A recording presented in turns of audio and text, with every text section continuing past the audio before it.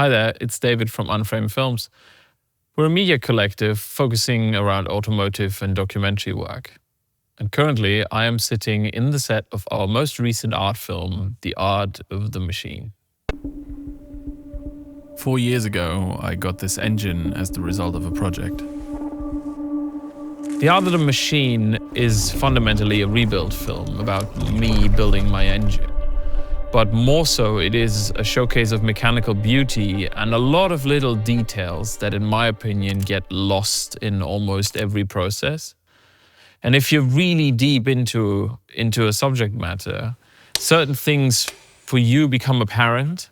But when you step back and then you start to point a camera at it, they become really rather beautiful. The whole idea started in 2023 when we decided to document the rebuild of my then current engine project.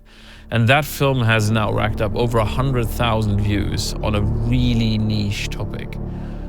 So when I knew I was going to build another engine for my now current car, I knew I had to do another one of those. What came together with this project is that we as Unframed and I myself, we really like to understand the subject matter that we're dealing with to an extent that we could almost do the thing that is required in front of camera. Because in my opinion, the more you know about something, the more you can question whether or not the camera is really pointing at what is either the most important or the most beautiful aspect of it. The production itself took place over 9 days in December, which in this environment is almost always near freezing or below freezing. And I was by myself. Because this is a passion project and I just wanted to take my time, I knew I had to do this more or less by myself. And I spent a good day and a half rigging up the lighting setup for this and figuring out just how I would want to shoot this. One thing that made the previous film stand out was that this space was completely empty at the time. So obviously you have a lot more challenges when it comes to lighting a space this big, but also you have a lot more freedom to move the camera where you kind of want it. And because I wanted to contrast the previous film to this one, instead I decided to focus on all those little details where I knew I could just repeat a step in the process or make it appear in a slightly different way than before. As with the first film, we have a fully custom musical score underneath the whole thing.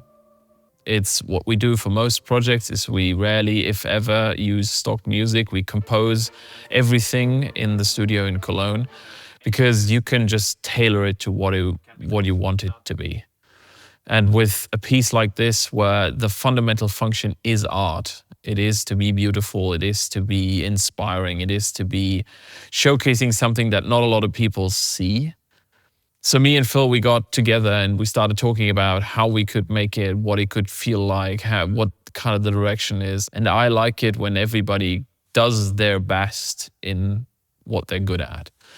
And Phil just got a carte blanche. He could do whatever he wanted to do within a certain emotional realm. And it had to be darker than the first one. It had to be slightly mysterious. And other than that, the end result is his art.